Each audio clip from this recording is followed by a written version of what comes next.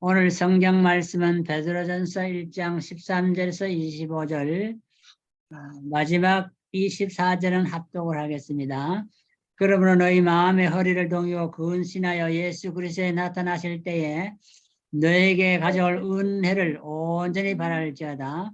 너희가 순종하는 자식처럼 이전 알지 못할 때에 줬던 너희 사욕을 본받지 말고 본삼지 말고 오직 너희를 부르신 거룩한 자처럼 너희도 모든 행실에 거룩한 자가 되라. 기록하였을 때 내가 거룩하니 너희도 거룩할지어다 하셨느니라. 외모로 보시지 않고 각 사람의 행위대로 판단하시는 자를 너희가 아버지라 부른즉 너희의 나그네로 있을 때를 두려움으로 지내라. 너희가 알거니와 너희 조상의 유전한 망령된 행실에서 구속된 것은 은이나 금같이 없어질 것으로 한 것이 아니요 오직 흠없고 점없는 어린 양 같은 그리스도의 보배로는 필요한 것이니라. 그는 창세 전부터 미리 알리신 바 된 자나 이 말세에 너희를 위하여 나타내신 바 되었으니 너희는 저를 죽은 자 가운데서 살리시고 영광을 주신 하나님을 그리스도로 말미암아 믿는 자니 너희 믿음과 소망이 하나님께 있게 하셨느니라. 너희가 진리를 순종함으로 너희 영혼을 깨끗하게 하여 거짓이 없이 형제를 사랑하기에 이르렀으니 마음으로 뜨겁게 피차하라. 너희가 사랑하라. 너희가 거듭난 것이 썩어질 씨로 된 것이 아니요 썩지 아니할 씨로 된 것이니 하나님의 살아있고 항상 있는 말씀으로 되었느니라. 다 같이 그러므로 모든 육체는 풀과 같고 그 모든 영광이 풀의 꽃과 같으니 풀은 마르고 꽃은 떨어지되 오직 주의 말씀은 세세토록 있도다 하시니 너에게 전한 복음이 곧 이 말씀이니라. 아멘. 오늘은 안영진 목사님께서 하나님의 영광과 거룩한 삶, Glorification and Sanctification이라는 제목으로 말씀을 전할 때에 다 은혜 받으시기 바랍니다. 아멘. 오늘 읽으신 본문 말씀에 보면 저는 두 군데 나와 있는 단어를 생각해 봤습니다.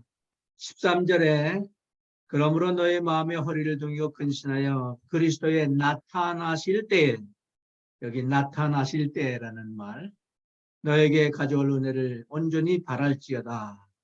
그 다음에 20절에 그는 창세전부터 미리 알리신 바 된 자나 이 말세에 너희를 위하여 나타나신 바 되었으니, 여기 나타나신 바 된, 나타나신다 단어가 여기 또 있습니다. 그 두 단어 가운데 나타나신다는 단어 속에서 13절에 나타나실 때라는 말은 New King James 버전을 보니까 The Revelation of Jesus Christ, 예수 그리스도의 계시라는 말로 번역을 해놨어요. 근데 원어를 찾아보니까 아포칼립시스라는 원어도 역시 계시라는 말을 썼더라고요. 그러니까 예수님의 나타나심은 예수님의 계시, 언베일 하시는 거로 이렇게 표현을 해놨어요. NIV에 보니까 when Jesus is revealed at his coming, when Jesus Christ coming 할 때 예수님이 다시 오신다는 그런 단어로 적어놓은 것을 보니까 재림의 때를 말하는 것이다. 재림, 나타나실 때, 여기 첫 번째 13절에 나오는 나타나실 때, 재림의 때에 예수님이 지상에 재림하실 때. 그 다음에 20절에 나타난 말씀 보면 말세에 나타나신 바 되었다 하는 말을 보고 나타나신다는 여기 말은 예수님의 초림을 얘기하는 것이고 예수님이 탄생하신 그때 처음에 오신 초림의 때를 말하는데 초림의 때가 언제부터 시작됐느냐? 바로 말세라는 말이 여기 나오는데 말세는 예수님의 초림으로부터 시작이 됐구나. 그래서 예수님의 재림으로 끝나는 것이 말세라는 거예요. 그럼 오늘날 우리가 말세의 마지막 때를 살고 있는 것이 나타나는 거죠.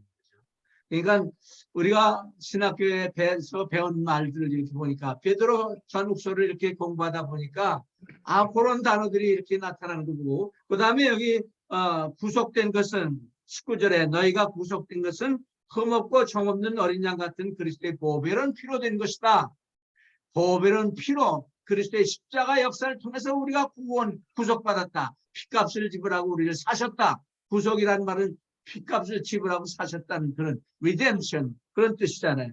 그 다음에 19절에 보니까 18절 19절에 보니까 구속된 것뿐만 아니라 23절에 거듭난 것은, 베드로가 이렇게 거듭난 거에 대해서, 구원받는 거에 대해서 바울 사도는 칭이라는 말을 많이 사용했지만 베드로는 구속된 거, 구원받은 거, 거듭난 거, 이런 말을 많이 썼더라고요. 그러니까 여기 보면 너희가 거듭난 것은 그리스도의 보배로운 피뿐만 아니라 살아있는 하나님의 말씀으로 됐다. 하나님의 말씀으로 거듭났다. 그러니까 지난 시간에 2개월 전에 제가 설교할 때 우리의 구원과 하나님의 영광을 공부할 때, 우리의 구원받는 것은 하나님의 섭리와 예정 가운데, 그 다음에 그리스도의 십자가 역사를 통해서, 그 다음에 성령의 책망하신 역사, 순종함으로 우리가 구원받았다. 구원에 대해서 아주 정확하게 배운 말씀대로 설명한 것을 보고 베드로 전후서를 공부하기 잘했구나 생각을 했어요. 여기 나타나실 때를 기억하시기 바랍니다. 우리의 구원은 지난 시간에 제가 말씀드리기를 하나님의 영광을 위한 구원이다. 우리의 구원 자체가 하나님의 영광을 위해서 우리가 구원받은 것이다. 그런데 오늘 말씀을 통해서 보면 우리의 거룩한 삶, 우리의 구별된 삶도 하나님의 영광을 위한 것이다.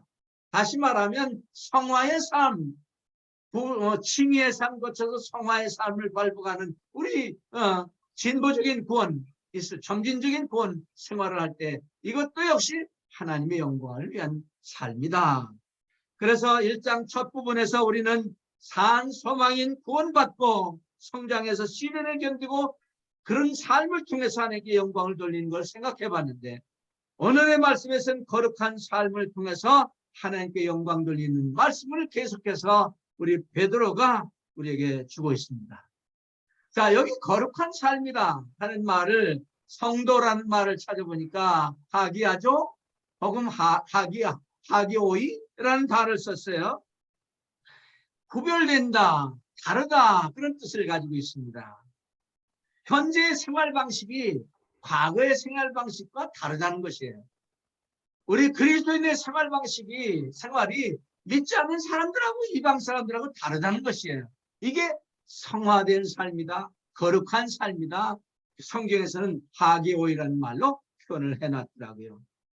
그러니까 세상 사람들이 보기에 우리의 신앙생활하는 걸 보고 이상하게 생각한다.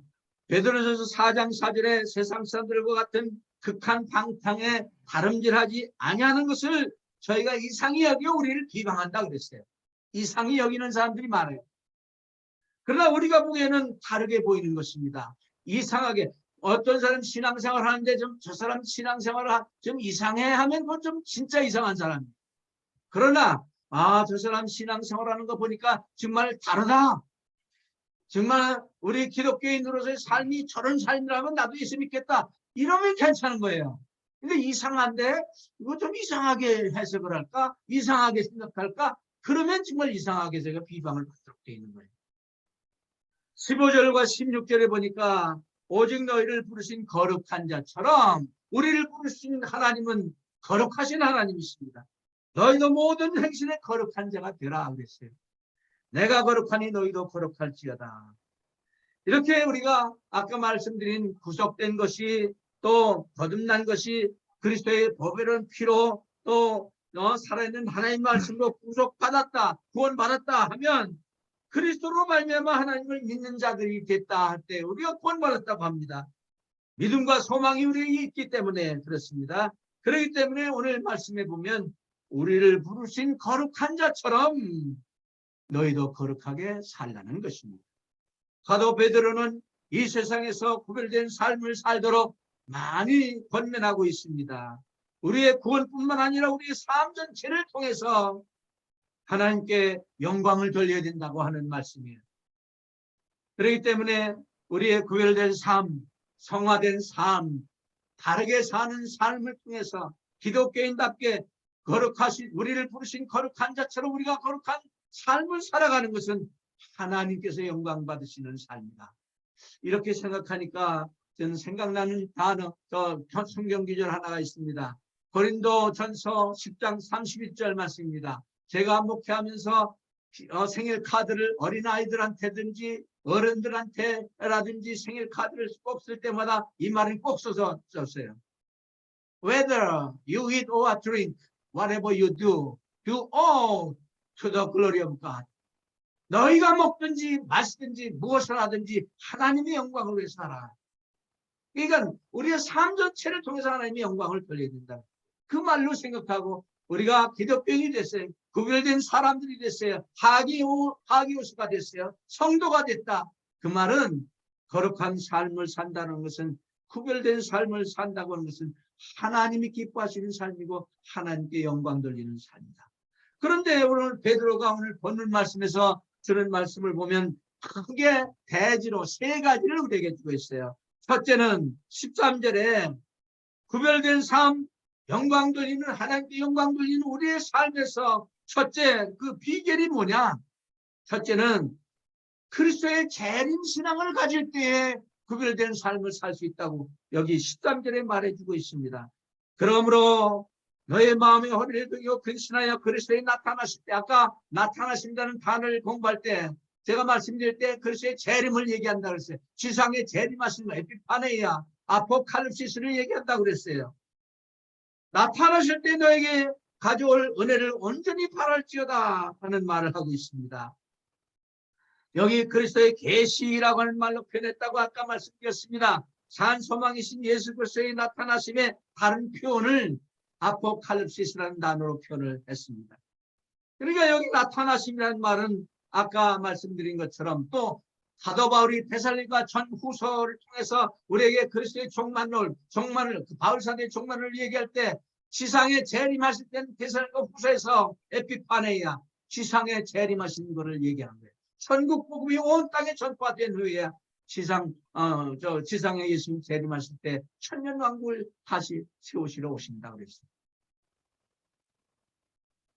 여기 그러므로라는 단어를 한번 생각해 봤습니다. theo라고 하는 단어, therefore라는 단어는 앞에 1장 3절에서 12절까지 우리가 공부한 것처럼 무슨 얘기입니까? 하나님의 섭리와 예정 가운데 우리가 구원받았습니다. 또 그리스도의 십자가 역사를 통해 구원받았습니다. 또 성령의 책망하신 역사를 통해서 구원받은 성도들은 근신하면서 구별된 삶으로 구원의 완성, 1장 9절에 믿음의 결국 곧 영혼의 구원을 받는다 그랬거든요. 그런 영혼은 구원의 완성이 될 때까지 그리스도의 재림을 소망으로 삼고 기다려야 된다 하는 말을 첫 번째 대지를 주고 있습니다. 그리스도의 재림을 소망으로 삼고 기다리는 삶, 예수 그리스도의 지상에 나타나심을 바라는 삶, 여기 바랄지어다 하는 말, 그런 뜻입니다. 성경에 보니까 킹 제임스 버전에 볼 것 같으면 fix your hope completely on his grace at the revelation of Jesus Christ, 그렇게 표현해 놨습니다. 예수 그리스도의 나타나실 그때에 온전한 은혜를 온전히 바라고 살아라. 소망의 은혜 바라고 살아라. 우리 그리스도인들은 미래에 사는 존재들입니다. 소망을 가지고 사는 존재들입니다. 그렇기 때문에 13절에 뭐라고 얘기를 하고 있어요? 첫 번째 대제 재림 신앙의 첫 번째는 바로 마음의 허리를 동이고 근신하라 그랬어요. 마음의 허리를 동인다는 말, God, your mind. 다시 말해서 생각을 한 군데 모으고 훈련받은 마음을 가지라, 그런 뜻입니다. 근신하며 산 소망의 축복들을 누리기 위해서 온 마음을 기울여서 성결한 삶을 살라는 뜻입니다. 여기 근신하여, 그 말은 네파테라는 헬라 원어는 취하지 않은 상태. 세상의 많은 것에 우리는 취하고 살고 있습니다. 어느 때는 만문신에 취해서 살 때도 있습니다. 어느 때는 낙타기 운동에 취해서 살 때도 있습니다. 어느 때는 하지 않아도 될 그런 때에 취해서 사는 사람들이 많습니다. 그러한 마음을 가지고 이렇게 생각을 한 군데 모아서 근신하며 예수님의 재림을 기다리라. 나타나기를 바라라. 그 다음에 작은 두 번째는 13절 하반절에 있습니다. 은혜를 온전히 바랄지어다. 예수 그리스도에 나타나실 때에 그리스도께서 지상에 재림하실 때 하나님께는 영광이 있다고 했습니다. 1장 7절에 믿음의 시련 그리스도에 나타났을 때 칭찬과 영광과 존귀가 있게 된다고 그랬습니다. 우리에게는 은혜가 있게 됩니다. 은혜로 받은 구원의 소망을 두고 있기 때문에 우리는 예수님이 나타나실 때 하나님은 영광을 받으시지만 우리는 은혜의 소망을 가지고 있게 되는 것입니다. 너에게 가져올 은혜를 온전히 바랄지어다. 온전히 바란다고 하는 그 단어를 찾아보니까 끝까지 바랄지어다. 소망을 온전히 고정시켜라. Fix your hope completely. 아주 그냥 고정을 시켜라 이겁니다. 정신을 차리고 주님의 재림을 기다리란 말이에요. 그리스도의 재림의 은혜를 바라라는 것입니다. 어려운 시련의 때 우리의 믿음과 소망을 북돋아주며 하나님의 은혜를 많이 부어주시는 것이 바로 재림신앙입니다.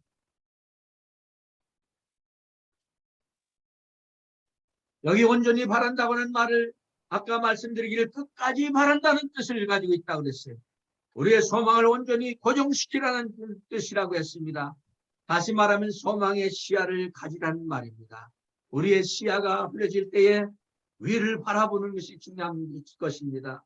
영적인 시야가 흐려질 때에 믿음의 주여 또 온전케 하시는 예수를 바라보는 것입니다. 그리스도의 재림을 온전히 바라라는 일은 어려운 때 우리의 믿음과 소망을 북돋아주면서 하나님의 은혜를 충만하게 해주시는 동기가 되는 것입니다. 저는 이 말씀을 공부하면서 디도서 2장 10절과 13절에 있는 말씀 아주 좋은 말씀이 있더라고요. 보세요. 모든 사람에게 구원을 주시는 하나님의 은혜가 나타났다. 우리의 구원은 하나님의 은혜로 된 것이잖아요. 믿음으로 된 것이잖아요. 그 다음에 우리를 양육하시되 경건치 않은 것과 세상의 정욕을 다 버리고 근신함과 의로움과 경건함으로 이 세상을 살아가고 성화의 과정, 구별된 삶을 살고 거룩하게 살아가고 우리 성화의 과정이죠. 그 다음에 복스러운 소망과 예수 그리스도의 영광이 나타나심을 기다리게 하신다 그랬어요. 여기 예수님의 영광은 하나님의 영광은 우리의 구원이 완성될 때 하나님께서 더 영광을 받으시는 거예요. 그래서 첫 번째로 우리 재림신앙을 가지고 소망 중에 살라. 허리를 동이고 근실하여 또 온전히 은혜를 바라면서 살아가자. 그 다음에 큰 두 번째로 거룩한 자가 되라. 14절에서 17절까지 있는 말씀입니다. 다시 말하면 구별된 삶을 살라는 것입니다. 자녀들은 부모의 성품을 물려받고 부모의 삶을 본받습니다. 하나님은 거룩하시다 하는 사실은 우리가 모르는 사람이 없을 것입니다. 그러나 하나님의 자녀가 된 우리들도 거룩하게 살아야 될 것입니다. 베드로서 1장 4절에 우리들은 하나님의 성품에 참여한 자가 된다고 했어요. 썩지 않고 더럽지 않고 쇠하지 않은 기업에 참여한 자가 된다고 했어요. 거룩한 삶을 통하여 그 본성을 나타내야 됩니다. 하나님의 성품을 나타내야 될 것입니다. 믿음은 행함과 사랑으로 나타내야 하는 것과 같은 이치입니다. 자, 그러면 구별된 삶, 성화된 삶, 거룩한 삶을 살아가는 비결이 뭐냐? 큰 두 번째, 첫 번째 14절에 나와 있습니다. 순종의 삶을 사는 것이다 그랬습니다. 너희가 순종하는 자식처럼 이전 알지 못할 때 줬던 너의 사역을 본삼지 말고, 그 말이지. 순종하는 사람, 참된 구원은 언제나 순종을 가져옵니다. 죄업으로 죽었던 불순종의 자녀들이 이제는 순종의 자녀들이 됐습니다. 여기 사역을 본삼지 말고, 본받지 말고, 여기 스케마라는 단어를 썼더라고요. 로마서 12장 2절에 나오는 너희는 이 세대를 본받지 말고 할 때 똑같은 단어를 썼어요. 무슨 얘기입니까? 유행을 따라가지 말고 유행을 본받지 말고 하는 뜻입니다. 부르심을 받았다는 말이 있습니다. 그 다음에 여기 15절에 볼 것 같으면 두 번째로 너희를 부르신 거룩한 자처럼 살라. 베드로는 그의 서신에서 아주 부르심 받았다는 단어를 자주 사용하고 있습니다. 예수님께서도 우리를 부르시고 또 제자들을 부르신 이유가 어디 있습니까? 제자들을 제자 삼아가지고 변화된 삶, 구별된 삶을 살도록 하기 위해서 부르셨잖아요. 우리들도 마찬가지입니다. 어둠에서 벗어나 주님의 귀한 빛으로 우리가 부르심을 받았다고 2장 9절에 말하고 있습니다. 고난을 받으면 온유함으로 그리스도의 본을 따르도록 부르심 받았다고 2장 21절에 말하고 있습니다. 베드로가 이 부르심 받았다는 단어를 자주 사용하고 있습니다. 시련과 박해 중에서 복을 받도록 부르심을 받았다고 3장 9절에 말합니다. 영원한 그의 영광으로 부르심을 받았다고 5장 10절에 말하고 있습니다. 그러므로 바울 사도는 에베소 4장 1절에 위에서 부르심 받은 부름에 합당하게 살아야 된다. 그 부르심 받은 사람답게 살아야 된다. 부름에 버금가도록 살아야 된다 하는 말입니다. 우리로 하여금 하나님을 사랑하고 신뢰하고 섬기도록 또 전도 사명의 선교의 사명을 위해서 부르셨습니다. 에베소 1장 4절에 그 앞에 거룩하고 흠이 없게 하시기 위해서 부르셨다고 했습니다. 거룩하신 하나님께서 거룩하게 살라고 우리를 부르셨습니다. 영광의 아버지 하나님께서 우리의 구원, 칭의를 통해 가지고 구별된 삶을 통해 가지고 부르신 것은 우리로 그렇게 살아서 하나님께 영광을 돌리기 위해서 우리를 부르셨다고 했습니다. 여기 거룩하게 된다고 하는 이 단어를 보면 하나님께서 사용하시며 기쁨을 하여 따로 떼어넣는다 그런 뜻이에요. 그 성막의 성전에 있는 기구들 따로 떼어서 놓듯이 뜻하는 단어입니다. 그렇기 때문에 고린도서 6장 14절 이하에서 바울 사도는 이렇게 얘기합니다. 깨끗하지 않은 것에서 분리해가지고 하나님의 완전히 헌신한 자리까지 이르도록 부르셨다는 것입니다. 그러므로 우리는 하나님의 삶에서 우리의 삶에서 하나님의 거룩하심을 반영해야 합니다. 왜냐하면 생의 모든 것은 우리가 하나님의 영광을 위해 살 때 거룩한 것이 되기 때문입니다. 구별된 것이 되기 때문입니다. 아까 말씀드린 너희가 먹든지 마시든지 무엇을 하든지 하나님의 영광을 위해 살아. 바울 사도는 이 말씀을 통해서 믿음으로 구원받았으면 구원의 확신을 가지고 몸으로 산제사 드려라. 거룩한 산제사 드려라. Living sacrifice holy. 거룩한 산제사 뭡니까? 구별된 산제사 드려라. 하나님이 받으시는 제사다. 하나님을 기쁘게 하는 제사다 이 말입니다. 그 다음에 16절에 보니까 하나님의 말씀으로 거룩하여진다는 것을 저는 발견했습니다. 여기 보면 기록하였으되 내가 거룩하니 너희도 거룩하라 하는 말이 있어요. 이건 레위기 11장 45절에 있는 말씀입니다. 오늘 우리 본교에서 우리 박정호 목사님 레위기 11장을 강의하는데 내가 설교하는 말씀을 그대로 그냥 이렇게 표현하는 걸 볼 때 야 하나님께서 참 뜻이 있겠다 생각했습니다. 기록하였으되 하는 말이 있어요. 내가 거룩하니 너희도 거룩하라. 하나님의 말씀에 따라서 거룩해진다는 뜻이에요. 하나님의 말씀으로 거룩하게 살 수 있다는 말입니다. 하나님의 말씀은 여러분들이 잘 아시는 대로 성령의 검입니다. 선한 싸움을 싸우기 위한 검입니다. 하나님의 말씀은 어두운 세상에 우리를 인도하는 빛이십니다.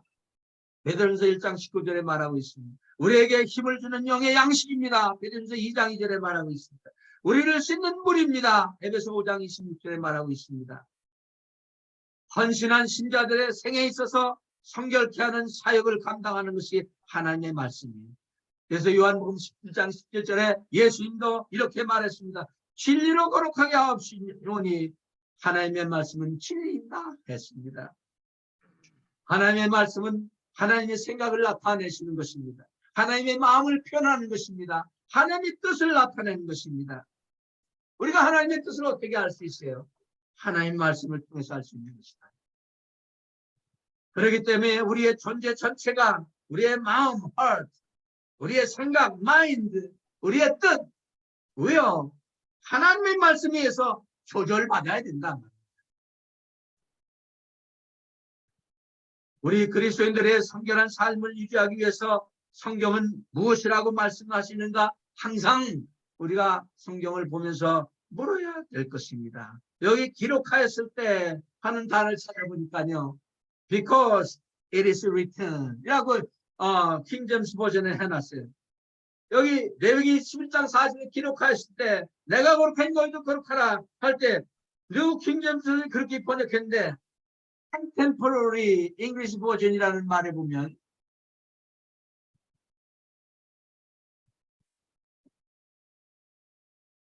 뭐라고 번역했냐면 The scriptures say 빌리그램 목사님이 가장 많이 쓴 단어가 The Bible say 성경은 뭐라고 말씀드렸나요? 아닙니다.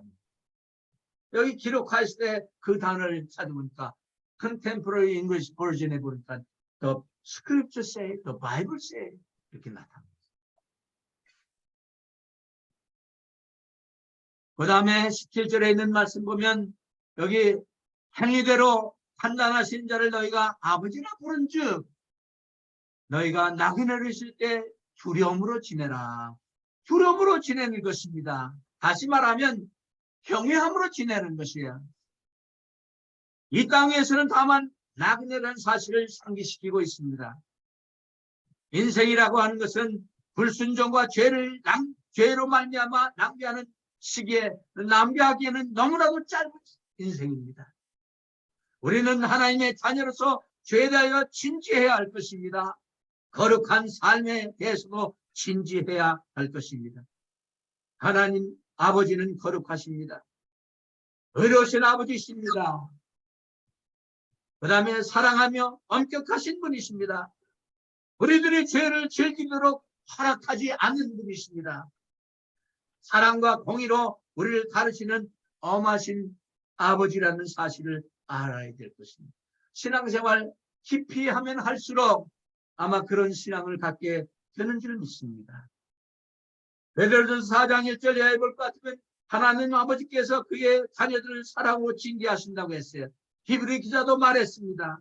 그들의 행위에 따라서 상을 주시는 사실을 우리는 알아야 될 것입니다. 여기 거룩한 두려움이란 말을 생각해 봤어요. Divine fear of God. 거룩한 두려움.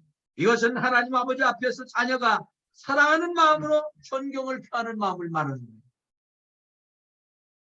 심판받는 게 두려운 것이 아닙니다.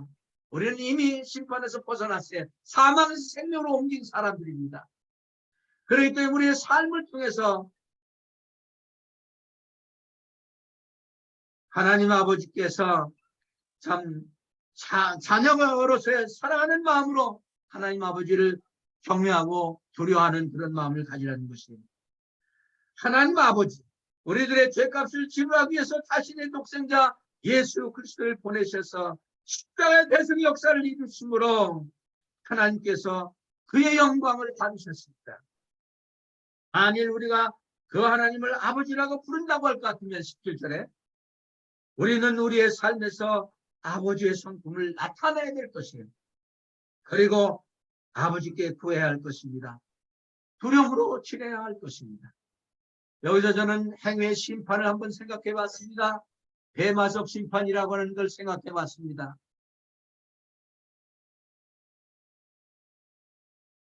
대마석 심판이라는 것을 한번 생각해 봤습니다.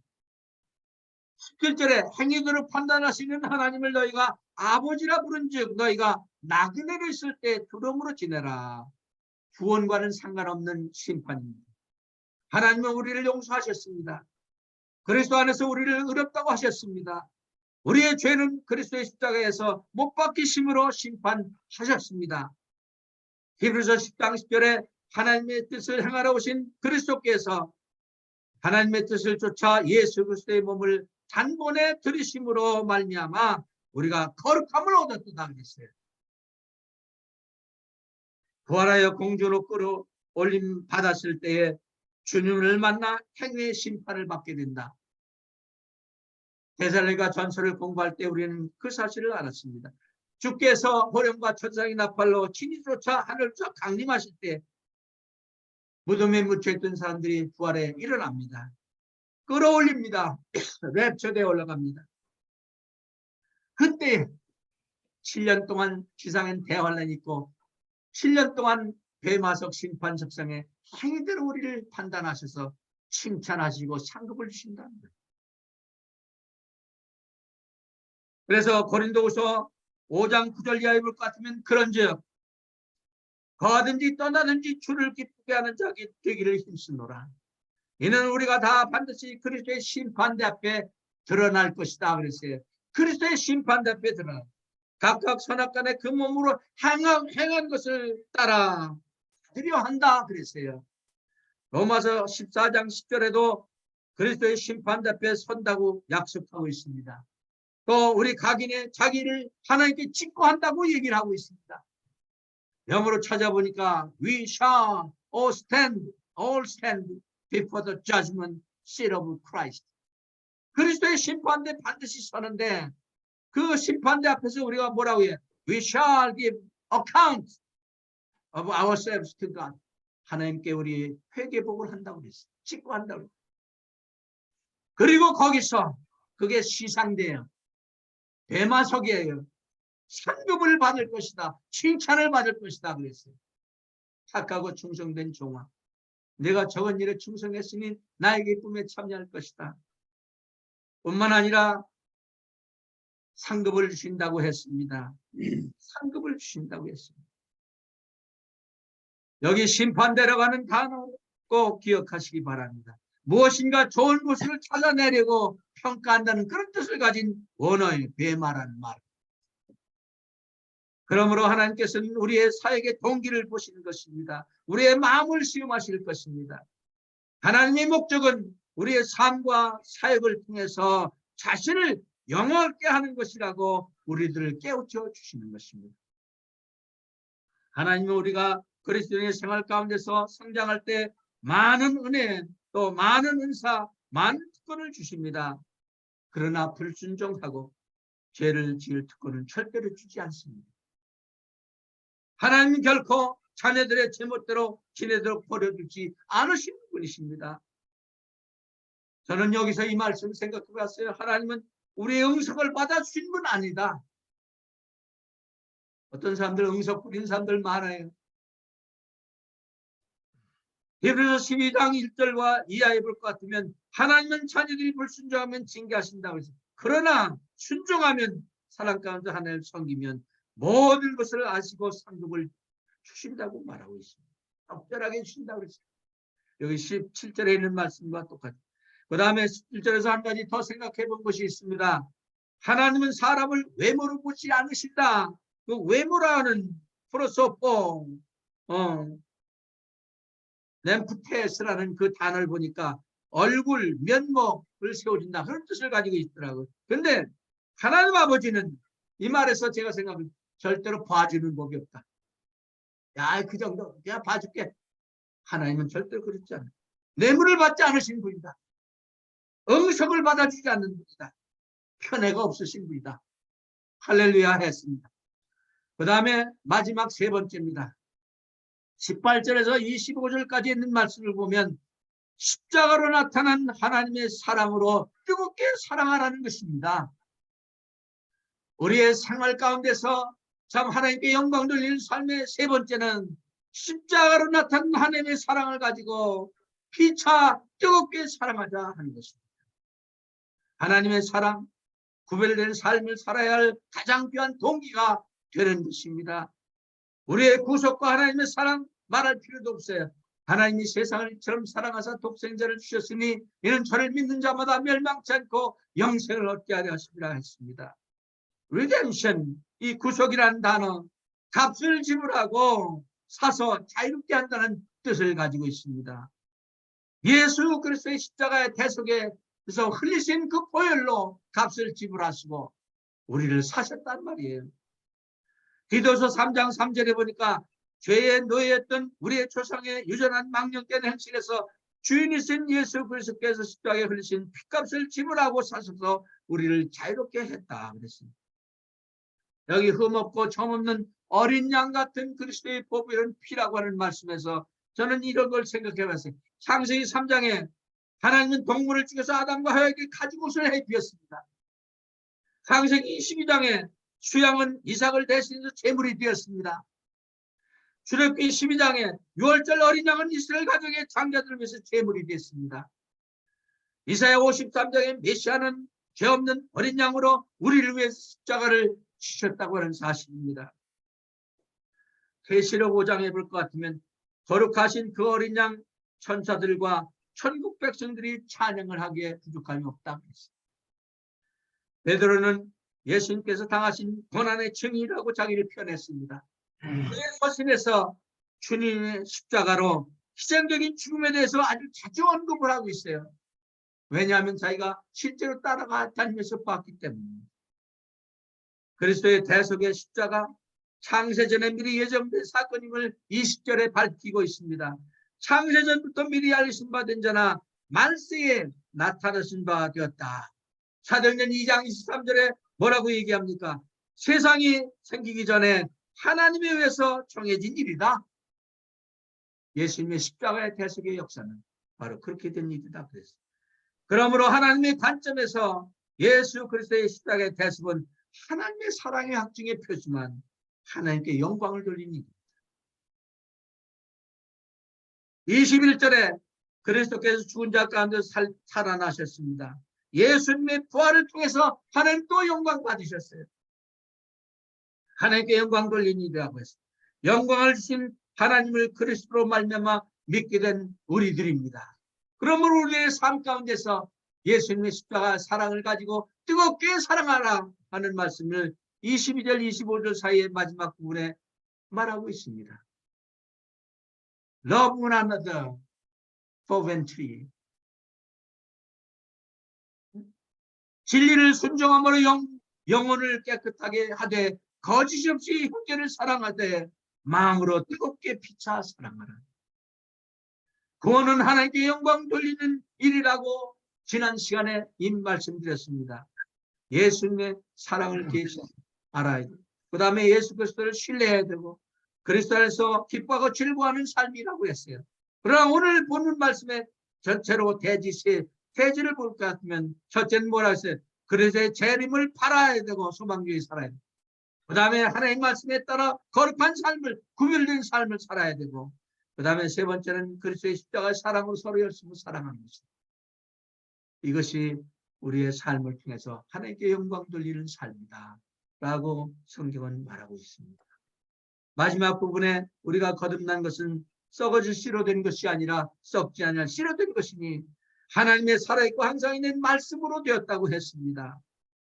우리가 구원받은 것은 바로 이미 1장에서 베드로만큼 이렇게 확실하게 표현한 사람이 없는 것 같아요.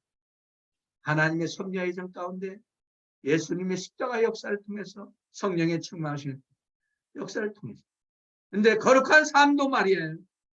예수 그리스도의 십자가로 뜨겁게 사랑하고 예수님의 재림의 신앙을 가지고 소망 중에 즐거워해야 되고 하나님의 살아있는 말씀으로 거룩한 삶을 살아갈 때에 하나님께서 영광을 받으신다는 것입니다. 우리의 삶, 남은 생에도 그렇게 살으셔서 우리의 구원을 통해서 영광 돌리신 것처럼 거룩한 구별된 삶을 통해서 영광 돌리시는 여러분들이 다 되시기를 주님의 이름으로 축원합니다. 아멘. 기도하겠습니다. 사랑하는 아버지 하나님 감사합니다. 너희가 먹든지 마시든지 무엇을 하든지 하나님의 영광을 위해서 하라고 하셨습니다.